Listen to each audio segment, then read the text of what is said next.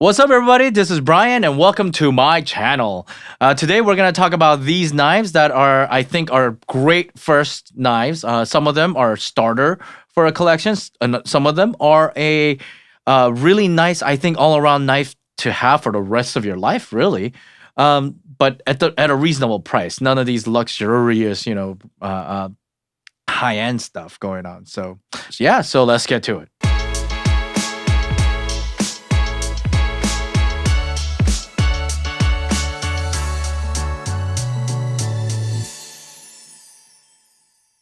The first knife I'm going to recommend is a no-brainer for the knife community. It is the Victorinox Tinker, better known to everyone as the Swiss Army knife. I think this is probably the first knife of a lot of people, including myself. And when I say first knife, I mean first knife ever. I think I got this when I was like 6 years old. I had a red one back then. I think most people remember seeing this as a red one. I love this yellow one. So I got this yellow one. And on the other side, it says, "Don't tread on me," which is basically my motto at this point. So it's cool because it's just $23 and it's a very, very usable knife. And no one's really going to laugh at you for owning a Swiss Army knife. You know what I mean? So the cool thing about this, if I want to, just to get into a little bit of the details here, it comes with two different blades, which is kind of cool. It has quite a bit of resistance. It has a large one and a small one, which I personally think is pretty cool. So you can do actually some of the fine edge stuff with the smaller one and do some of the larger slicing, like even food prep with this thing. It also comes with this one here is a bottle opener with a large flathead screwdriver that you can use. It comes with an can opener with a smaller flathead screwdriver, which is kind of neat. Now, of course, you can put it all the way back and use it like an actual tool. And these are slip joint. They're not really locked in, but it's still pretty sturdy, I think, for what it is. On the other side, you're going to get here. Let me just grab. This is a reamer with, sewing eye. I'm not entirely sure what to use this for. I just know there is uses for these, but I just never really found any use for it because I don't do much sewing. Here is what I think is pretty neat. Here's a Phillips screwdriver, or Phillips head. And the way you use this is you actually get a lot of leverage because it's centered and you just put it in and you do it this way instead of some of those dinky little ones that's just like this tiny little thing that's coming out and you barely have to, it barely grips. So you have to just really put on pressure in this awkward position. Nope, it's actually a pretty good driver for it. It can't fit in all situations, obviously, but I thought it was pretty neat the way they centered this thing. And of course, on the tip here, there is a fully detachable tweezer. And here is a toothpick. Not sure why a toothpick is always a feature here, but on these type of products, but I guess there's plenty of use for them. If you ever get into a situation where you, for some reason, it's like, "Oh, I need a toothpick," I guess you'll be glad you had it. Like all of the knives that I'm about to mention, they come with some form of lifetime warranty, but you should know about lifetime warranties when it comes to knives that they don't really warrant the knife for your lifetime. Although you might be like, no, there's an arguable thing there. They will always have this knives that can get passed down, and that's what the lifetime warranty is for, is forever. Some knife comes close to that, but most knives, it is actually life of the knife itself. For example, they don't cover rust, they don't cover corrosion, they don't cover normal wear and tear. Know that if your knife, after like however many years, starts deteriorating naturally and you send it in for warranty repair document, well, it's natural wear and tear. They don't cover those. So you're going to have to pay a little extra to keep it maintained. So in that way, through maintenance, you can keep these things going on forever. But no, it's not like you can abuse these knives, or if you kept it somewhere that causes humidity and rust or whatever, and then you send it in and they'll replace it. No, they won't do that. The second knife here is, once again, probably not a surprise for the knife community. The Gerber Paraframe. I believe there's a second generation of this one, and you could see actually some of my blood from my last use right there. But whatever the case, here it is. It's the Gerber $25 stainless steel knife. It's cheap. It is a two-handed operation in my opinion.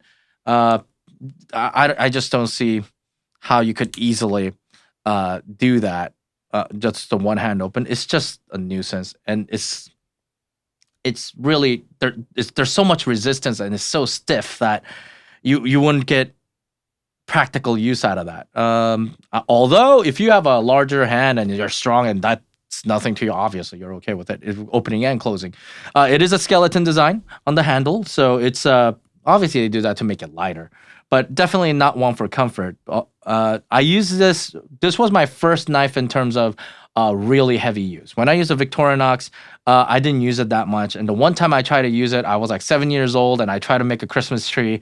It was a terrible idea. I failed miserably. I ended up with like a Charlie Brown Christmas tree. But this was the first knife that I got with my own money, and I actually used it. I used it. I carried it. I used it everywhere I went. This was probably my first introduction to utilitarian purpose of the knife. It's more of an introduction knife, or like a knife you don't mind losing, but a great knife for the price. All right, let's get into some of the big boys, as I like to call it. You cannot talk about first great knives without talking about this guy, the Ontario Rat 2. The Ontario Rat 2, I think surprised everybody because, oh my gosh, it is such a nice knife. It has such a nice action. It's just a wonderful, it lives up to the hype kind of knife, which is kind of rare. Check it out. It's $40, so it's not the cheapest knife on the planet, but definitely in the affordable range. It has a D2 drop point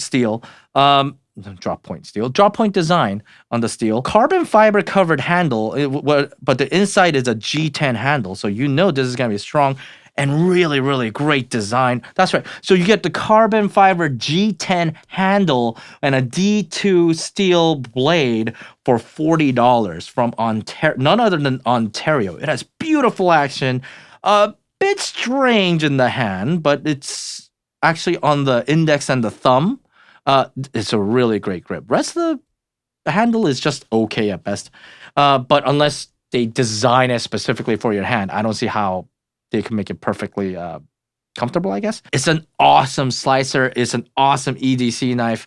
It does actually, I think it has a fairly thick blade stock for what it is. And it just lives up to the hype, my friends. I mean, the action is so smooth. Just listen to that. Not a lot of knives in the $40 range will have a sound like that. Haven't really abused it yet, but I have used it in a few different scenarios. And you know what? I think I would. Did a fly just pass by? I think there's a fly in this room. We're talking about rats. Now I got flies flying all over the place. All right, let's move on to another favorite of mine, the CRKT Caligo. This is a flipper knife, so it has a little flip right here.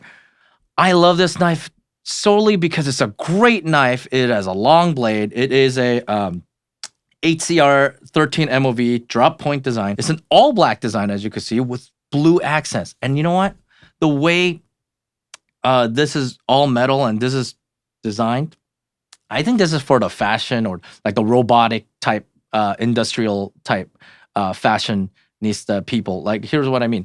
If you want a knife that reflects your geekiness when it comes to like technology or like laptops, and if you're in early adopters, this might appeal to you because the fully functioning, awesome, great feeling knife, complete with the jimp in the CRKT, so you know it's rock solid. Yet it looks gorgeous. And you know what? This has one of the best flipper actions I've ever seen for a manual knife, I gotta say. And also, this safety right here, it's really confident that I will never get a cut just closing this thing around. And it's just a wonderful feeling. I never miss on opening this flipper here. Aluminum handle, robotic themed knife. Again, awesome knife for maybe even camping. Lifetime warranty, all that jazz. All right, this video is getting a little long, so let me move things along with pretty awesome thing. This next knife, in my opinion, might be the perfect knife if you want a complete utilitarian knife forever. And this is the one you want to keep. This is the Kershaw Leek. So it is an assisted knife. And if you guys know me, I actually don't like assisted knives. I like one-handed knives a lot. I like one-handed knives. So assisted knives by nature inherently doesn't do one-handed operation well. Hey, there's my co-host, The Fly. This assisted knife, check it out. When I can actually lower it, there's no resistance until halfway point here. Like, ooh, I almost dropped it to my hand. See, there's no resistant until the halfway point, which is enough for you to actually use your thumb and close. And it actually has a speed save. So holy smokes, is this thing it feels more automatic than a assisted knife. And it's just, one-handed operation assisted knife. And check it out. There's so much going for this knife. First things first, it is a 14C 28N steel. The blade design itself is really, really unique because, as you can see, the point goes all the way up. It's almost flat, not quite. Flat enough that you might be able to get detailed work out of it at a distance. Not like really, really close, but not quite the X-Acto knife distance, but you can still probably do a lot of little detail edge work with this thing just because the actual point is really low relative to the knife. It's not really centered. It comes with serration, which is useful, but not everyone is a big fan of serration because they're difficult to sharpen.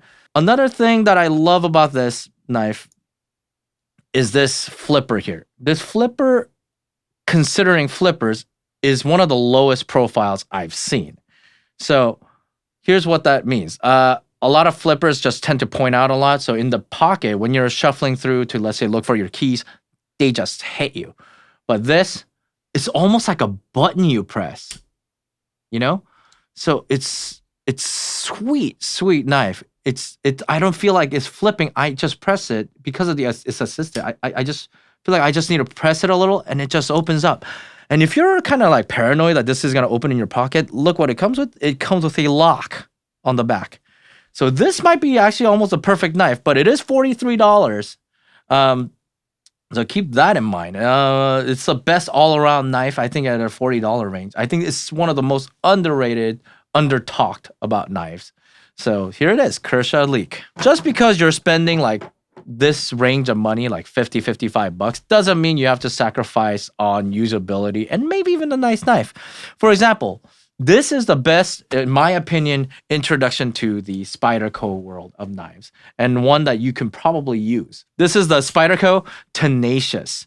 And wow, it's a $55 knife. I mean, that's incredible. Do you know why? Because, in comparison, here is the Paramilitary 2. Look at that. It is basically an identical knife when you look at it. Now, having said that, this knife here is about $200. This one here is $55. Now, obviously, this is S35 VN steel, so there is a difference there. This is a 8CR 18 MOV steel. It is a mind-blowing value. It does not have a compression lock, but it is a G10 handle. Everything you love about the Spyderco experience, except maybe the compression lock, but everything you love about Spyderco, the leaf, or as I like to call it, the dead bird design, right, is right here. Sturdy, it has the ergonomics, it has the blade style. It's like dangerous with one hand closed, so I don't like to do it. Yeah, it's a wide blade. So if you want the complete Spyderco experience at just $50, $55, this is it. The Spyderco Tenacious, this one is all black. There's a lot of variation to it. Moving right along. This one is known as America's first knife, I think. And to be honest, when it comes to pocket knives, the first one ever. Here's a Buck Hunter 110, and it's a traditional knife. If you're trying to get into that one knife you could own, this is amazing. Why? Because this is a traditional knife, and this is also known as a grandfather's knife because this was passed down by a lot of different folks. And this actually changed the knife world. And here's the thing about traditional knives, they're like classic knives. Oh man, the craftsmanship on these knives can't be compared to some of those modern pocket knives. It's just amazing in your hand. It's just amazing to look at. If when you hold it, it feels like you're holding a part of history. Like it makes you feel like you're a part of history and you're holding a work of art. This is real wood over here and really, really nice little notches. Brass has really, these are brass right here. It has a really good weight to it. It's a lockback, so you have there is a two-handed open and close. It's just amazing. And it's $70 though, but I think for a traditional knife and for what it gives, oh, this is an amazing knife. And if you are a classy gentleman style type of knife that is fully outdoor functional and utility functional, this will do it. Although it does look kind of scary. So you might want to, it might scare some people off. But since it's a bug, it is made in USA. All right, something for the ladies, and I don't mean that in an insulting way, but a lot of guys wonder how to get some of their female spouse or female lovers to get into knives. And you know what? I saw this on Knife Girl Alley channel, by the way. I like her channel quite a bit. She recommended this knife, and you know what? When my girlfriend saw the video, she's like, okay, I might be able to try that one. So we bought this. This is the Spyderco Ladybug. And look how small it is. This is like, when I first got it, I was like, what the heck is this? It is a cute little knife. It's a 2 or 3 finger hold. And you know what? It actually feels pretty good in the hand. But it's ridiculous. I mean, folded, it's like the size of my pinky right here, if you notice. But it is a Spyderco. So it's like $42, tiny little knife. Look at all the little stains on the knife here. You know what that means? She's actually using this thing. She loves the fact that it looks cute. It's purple, non-threatening looking like traditional Spyderco. And since it's small, I think everybody goes, oh, that looks cute. Where'd you get it? You know? And so if you're trying to get your girl into not the wonderful world of knives, I think this is a good starter for everybody. It's very tiny, 2 inches, but it feels a lot less. Adorable little Spyderco. It's a VG10 steel and it has an FRN handle. The next knife that I'm going to talk about is an amazing value. And I got 3 different variations right here. It's called the Cold Steel Pro Light. And it is, listen very carefully, $25. Here's the thing about Cold Steel. Cold Steel has a cult following. Now, this one is a Tanto design. This is called a Pro Light. It's a full knife, you know. Cold Steel again has a cult following, and for a good reason, because Cold Steel, there's something about Cold Steel that you don't get from other knives. When you hold it, you feel powerful. It is tough, and they get a lot of influence from actually Asian culture. So you will find a lot of different kinds of knives. Like I have a Cold Steel katana, you know, and it's a full size katana. So here we go. If you are interested in going into the knife world of Cold Steel, because here's the thing about Cold Steel are designed definitely for meat cutting, for combat, for outdoor survival type situations. So these are the Pro Light series, and depending on what you get, the price does vary, but they're anywhere between 20 to 30 bucks. And for a full usable knives, I mean, come on, this is a amazing value for 4116 German stainless steel to the GFN handle. And yes, there's signature triad lock, which has been dubbed by many as the strongest pocket knife lock in existence. They are slightly flimsy feeling compared to, let's say, the other Cold Steel knives. It's not as smooth, for example, but it's a fully functioning knife and great starter kit.